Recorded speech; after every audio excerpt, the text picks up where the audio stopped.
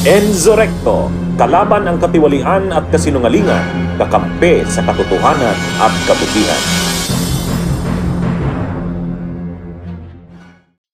Mga kabunyog, bantay sarado pa rin ang bahay ni Pulong. Nagpo-post pa rin ang mga DDS ng pictures eh. Ha? Nagpo-post pa rin sila ng mga pictures, binabantayan nila yung bahay ni Pulong. Mayroon pa ngang mga DDS galing Cebu. Yun yatang grupo ni Jun Abenis yun eh. Pumunta pa ng Davao. Nandun sila sa labas lang naman yata ng bahay ni Pulong sa may gate. Binabantayan daw nila na wag daw mapasok ang bahay ni Pulong.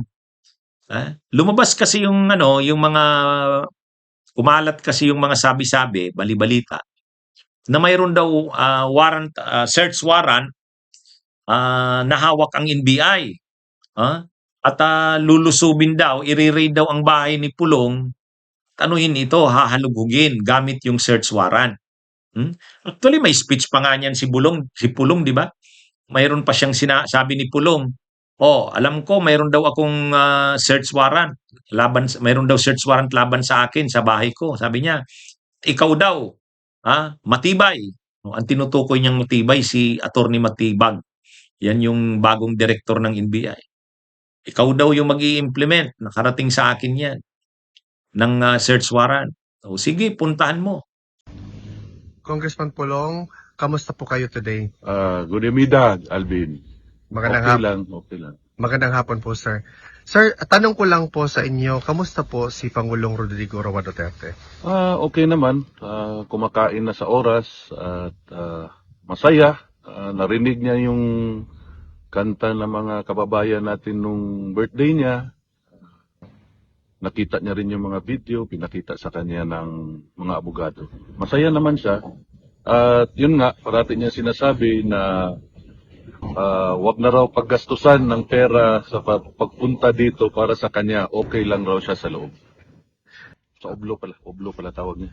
Congressman Pulong, something political lang po. Yes. Meron pong usapin ngayon, sir, circulating, no, na ang mga kababayan natin na sumusuporta sa iyo, nababalaka sila o nababahala sila kasi anytime daw bibisitahin ang bahay mo kay Mayor Baste at saka sa KOGC din, sir.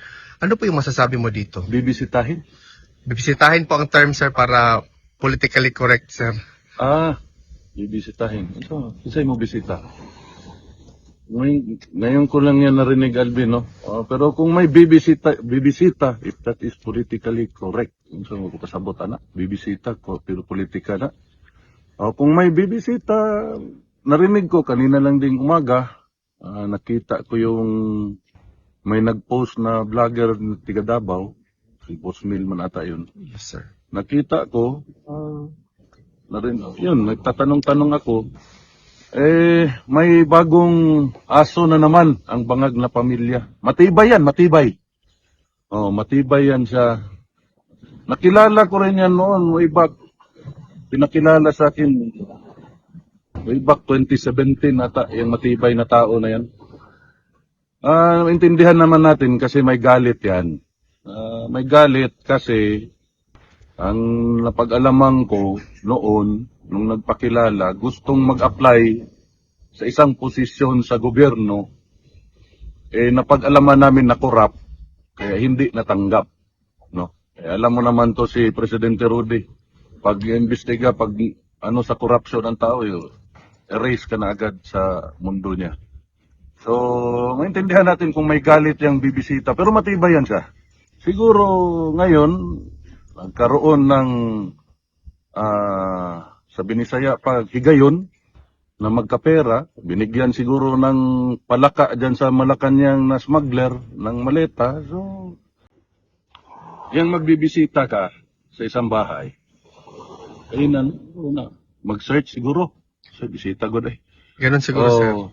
Murag anak siguro ilang pasabot. Siyempre, magkinahanglan man mga warrant, gikan sa judge, gikan sa ang tanan mo partisipar diha. Basta inimbento gani ng inyong pagbisita sa among mga balay. Sugod sa judge nga nag-issue ug sa mga abogado nga ni appeal ng mga iro ni Matibay, ang mga ganang matibay na tao, pailan ro na namong kaso dismarbet pag-abot sa panahon. Ana ra na bin. Kabalo ka, alam nyo, no? Isa lang hilingin ko, tama pala, James. Og imo ni makitaan karon sa imong Facebook. Palihog lang, isecure daan ang akong mga ginamos ug akong kusahos nga kabaw nga gikan sa akong mga paryentes Danau kay hinaguan na nila. Tagua daan kay basig ilaha pang hilabtan. Unya, ito ni sumpayan pa. O ngayon, sinabi naman ng NBI, wala naman eh. Sinabi naman ng NBI, wala. Hindi daw totoo yan. Fake news. Kaya lang talagang pinapalaki ng mga DDS.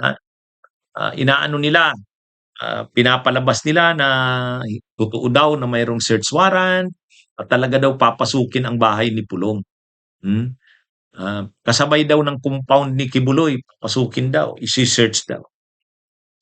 Ang ano naman ang para saan at papasukin ang bahay ni Pulong?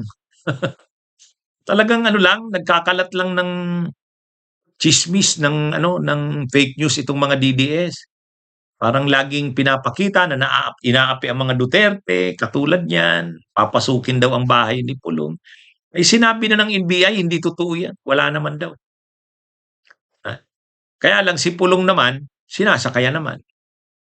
Sabi ni Pulong, ikaw matibay. Pag naka pag naka armado daw lagi si Matibay, si Matibag. Pag nakabalik daw ang Duterte, tingnan nga daw kung ganun pa rin si Matibag. Mainit kasi ang dugo nila Pulong kay Director Matibag ng NBI kasi dating Duterte yan eh. Miyembro ng gabinete ni Duterte at saka Secretary General ng PDP Laban, yung kay Cusi na PDP Laban. Ay tapos ngayon biglang nasa NBI. So, di syempre, inappoint niya ng administrasyon ni Marcos. So, di na kay Marcos na ngayon si Matibag. At ito ngayon yung kay Roque, nag-iimbestiga doon sa Bataan. Ito rin yung nag-iimbestiga doon sa mga ex-Marines. Plus ngayon, lumalabas, papasukin nga daw yung bahay ni Pulong dahil mayroon daw search warrant. Kaya lang, sabi naman ng NBI, wala. Hindi naman totoo yan. Parang pinapalaki lang ng mga DDS ang issue na yan para lumabas na aping-api na ang mga Duterte. Na pati bahay ni Pulong hahalugugin na. Hindi naman totoo. Magpapaawa effect. Ang iintriga.